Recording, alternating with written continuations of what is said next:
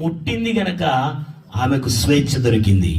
ఈనాడు పాపం అనే సంఖ్యలతో పట్టబడుతున్న ప్రతి ఒక్కరు, మనుషులమైన మనందరం జన్మ కర్మలతో పాపులమయ్యాము కదా.